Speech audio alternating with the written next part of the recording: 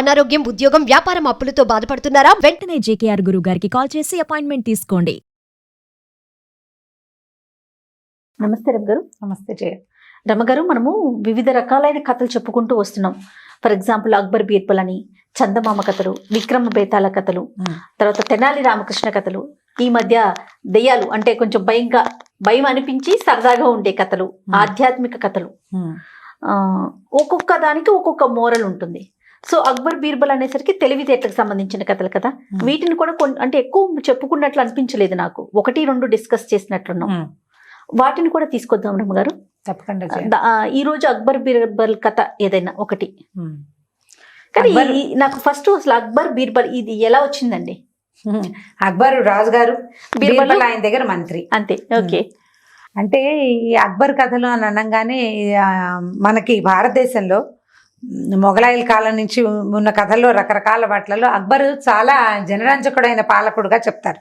ఏవో కొన్ని రకరకాల వేరియేషన్స్ ఉన్నాయి, కానీ అక్బర్ కథని అక్బర్ని చాలా హెచ్చుగా ఆసక్తిగా జనాలు గమనించేవాళ్ళు. ఆయన చాలా ఏమనంటే పరమత సహనం కలిగిన వాడని చెప్తారు. ఈ మొఘల్ పాలకులలో చాలా గొప్ప పేరు వచ్చిన వాడు అక్బరే. ఆయన మన జీవితాల్లో భాగం ఎలా అయిపోయాడంటే, శ్రీకృష్ణదేవరాయలు, తెనాలి రామకృష్ణుడు ఎలా మనకి ఫేవరెట్ గా ఉంటారో, అక్బర్ బీర్బల్ కథల రూపంలో వ్యక్తులుగా వాళ్ళ గురించి మనకేం తెలియదు పెద్దగా. సో మనం సోషల్ స్టడీస్లో చదువుకునేవి సాంఘిక శాస్త్రం వల్ల, హిస్టరీ వల్ల మనకి తెలియాల్సిందే, కానీ వ్యక్తులతోటి మనకి పరిచయాలు అవి ఉండే అవకాశం ఏమీ లేదు. ఇప్పుడు వాళ్ళు ఎక్కడ వాళ్ళు ఏమిటి అనే దాని మీద కూడా మనకు ఆసక్తి లేదు, మనకు అక్కర్లేదు కూడా. మనకు కావాల్సిందల్లా వాళ్ళిద్దరిని రిలేట్ చేస్తూ చెప్పబడే రకరకాల కథలు.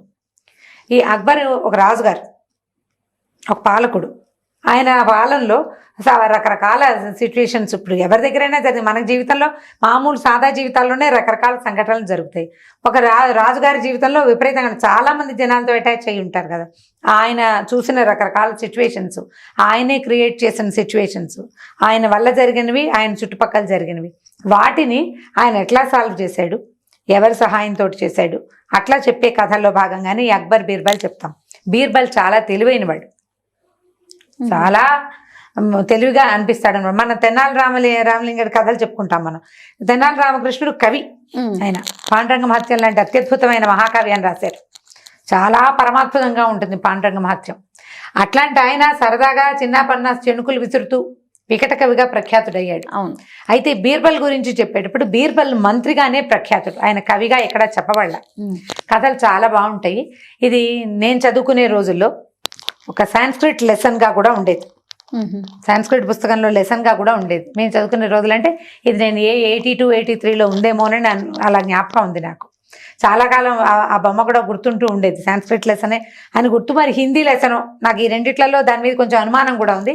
ఆ కథ అప్పటి నుంచి నాకు తెలుసు. అయితే మనం ఒక సిరీస్ లాగా చేద్దాం జయ.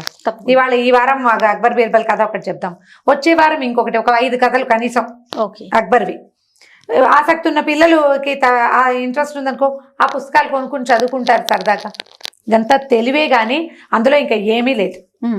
ఏదైనా ఒక సమస్య దాన్ని సాల్వ్ చేయటం, ఏదైనా ఒక ప్రాబ్లము దాంట్లో నుంచి బయటపడటం, ఇంచుమించుగా అలాంటిదే. అయితే ఈ అక్బర్ కాలంలో ఏంటంటే, ఆయనకి ఇప్పుడు రాజు కదా, రాజుకి ఎంత రాజకార్యాలు పనులు ఉంటాయో అంతే ఖాళీ కూడా ఉంటుంది. ఏ పనులు లేవనుకో, ఖాళీగా ఆయన ఆలోచిస్తే ఆయనకు బోల్డని ఐడియాలు వచ్చేవి.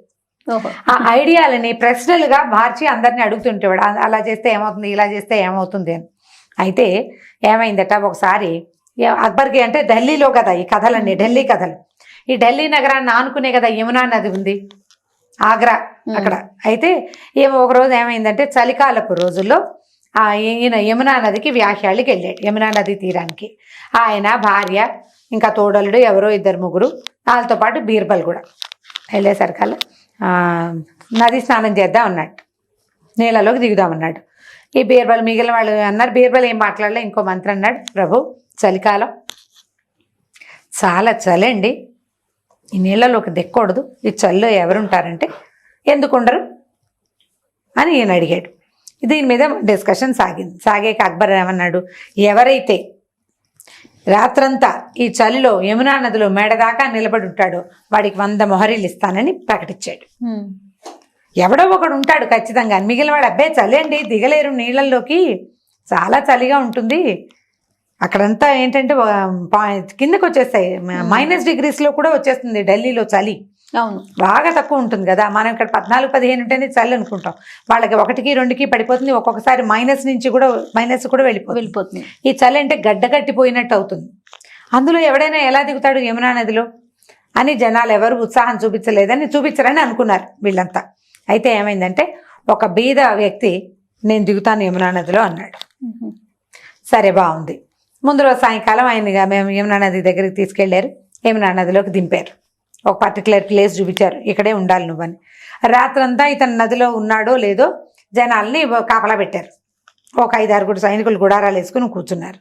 వాడు తెల్లవారేదాకా ఆ వ్యక్తి ఆ చలిలో యమునా నదిలో మెడదాకా పీకల దాకా నీళ్ళలో అలాగే ఉండిపోయాడు. మర్నాడు పొద్దున వచ్చాడు బయటికి. వచ్చిన తర్వాత ఏమైంది, చాలా ఒళ్ళంతా ఎట్లా ఉంటుంది నీళ్ళలో ఉండేసరికి ముడతలు పడిపోయి ఒక బాగా నీరసపడిన స్థితిలోనే వచ్చాడు అతను. వస్తే సరే ఈయన ఏమన్నాడు అక్బరు, వెంటనే బయటకు వచ్చిన వాడికి తడి బట్టలు విప్పించారు, బట్టలు కట్టించారు, ఏదో తాగడానికి తినడానికి పెట్టారు, కుర్చీలో కూర్చోబెట్టారు. అయితే ఇతను అన్నాడు, ఏమిటో స్నానం చేద్దామంటే మా వాళ్ళు ఒప్పుకోలేదు, స్నానానికే పని భరించలేనంత చలిగా ఉంటే నువ్వు బక్కటివాడివి, బలంగా కూడా లేవు, ఈ చలిలో ఈ యమునా నదిలో ఎలా నుంచున్నావు, ఏమిటి నీ శక్తి, అదేమిటో నాకు చెప్పమన్నాడు. రాజుగారు కదా అడిగితే చెప్పొద్దు. అతను ఏమన్నాడంటే ఏముంది ప్రభు, ఎదురుగుండా రాజప్రాసాదం ఉంది, అక్కడ ఒక దివిటి వెలుగుతోందండి, నేను ఆ దివిటీనే చూస్తున్నాను, ఆ దివిటి నుంచి నాకు వెచ్చదనం దొరుకుతోందని బాగా అనుకుని ఆ దివిటి వెచ్చదనంతో నేను యమునలో నుంచున్నానండి అన్నాడు. అనేసరికల్లా రాజుగారు కుళ్ళు మండిపోయింది. హత్తేరి, నేను చల్లో నుంచోమంటే నువ్వు దివిటి వేడి ఎలా తీసుకున్నావు, దివిటి వేడి తీసుకున్నానని నువ్వే స్వయంగా ఒప్పుకున్నావు కాబట్టి నీకు నేను రూపాయి వెళ్ళిపో అన్నాడు. వీడేం చేస్తాడు, కాదు కూడదని వాదిస్తే తల ఉత్తరించేస్తారు రాజుగారు. మరి రాజు ఆయనకి ఎదురాడే అవకాశమే లేదు. ఏం చేయాలో తెలియలే వీడికి. ఆయన నిరాశతోటి చాలా దుఃఖితుడై అతను అక్కడి నుంచి వెళ్ళిపోయాడు.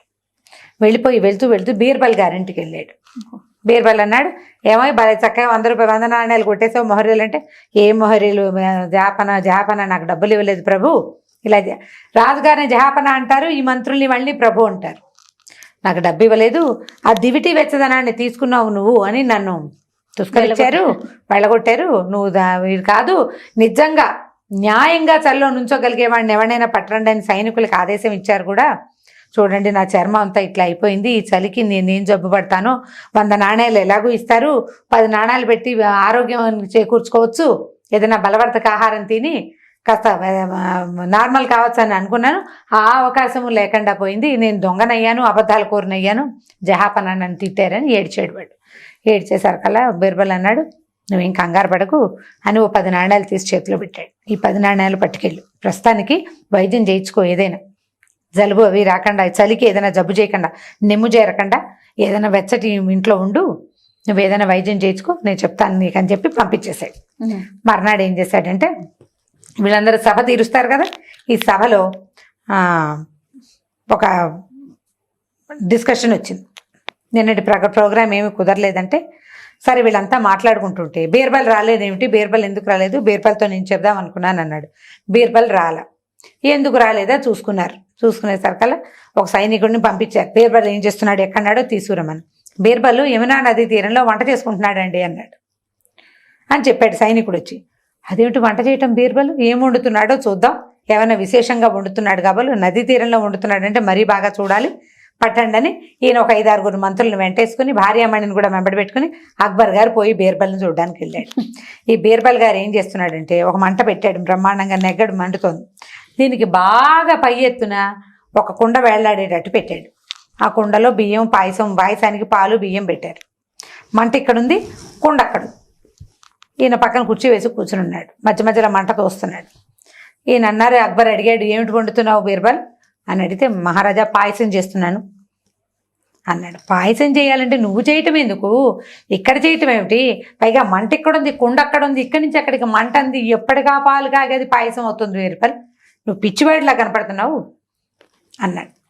అనేసరికల్లా బీర్బల్ అన్నాడు, అదేమిటి ప్రభు, రాజప్రాసాదంలో ఉన్న దివిటి నుంచి యమునా నదిలో పీకల బంటి నుంచున్న వాడికి వెచ్చదనం అందగా లేంది, ఈ కాస్త దూరం ఎంత ఉంది, బాగా చేస్తే 4 మూరలు ఉంది, ఇది అందదు, అదే అవుతుంది.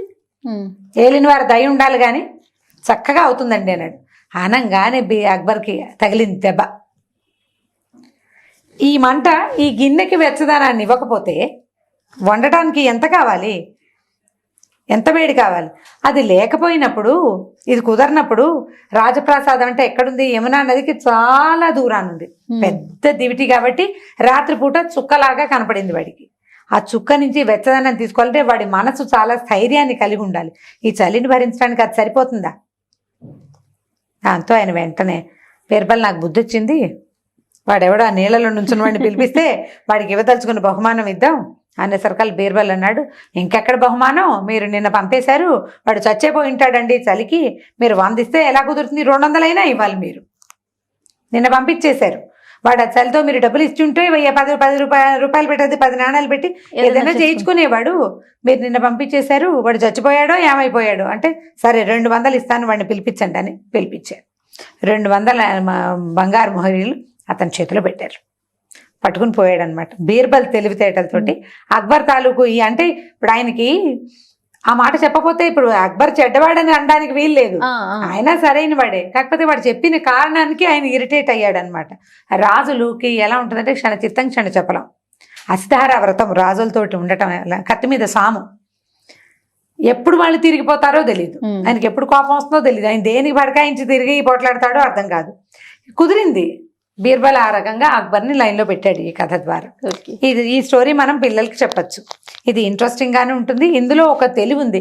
ఒక పొరపాటుని సరి చేయటానికి అలాంటి పొరపాటే ఇంకొకటి చేస్తూ మొదటి వాడిని సరి చేయొచ్చు.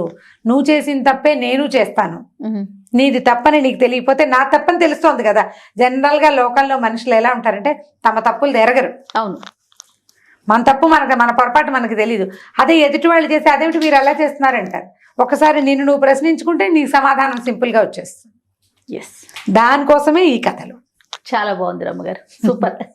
మీరు ఇంటర్ప్రిటేషన్ ఇలా చేసుకుంటే, ఈ రకమైన ఆలోచనతో చూస్తే మీ తెనాలి రామ కథల్లో కానీ, అక్బర్ బీర్బల్ కథలు కానీ, ఖలీఫా కథలు చాలా బాగుంటాయి. అవి వీటన్నిట్లలో నుంచి మనకి జీవితానికి అవసరమైన విషయాలు వస్తాయి. తప్పకుండా మన పొరపాట్లు పక్క వాళ్ళ పొరపాట్లలో ప్రతిఫలిస్తాయి. అప్పుడే కదా మనకు తెలిసేది. ఇదే మిస్టేక్ మనము చేస్తున్నామని తెలుసుకోవాలి. నువ్వు బయట ఒప్పుకోవద్దు, కానీ మార్చుకోవచ్చు. మనం మార్చుకోవచ్చు. రెండోసారి అది చేయకుండా సరిపోతుంది, చేస్తే సరిపోతుంది. రైట్ రమ్మగారు, ఇంకొక స్టోరీతో కలుద్దాం. తప్పకుండా జయ, నమస్తే.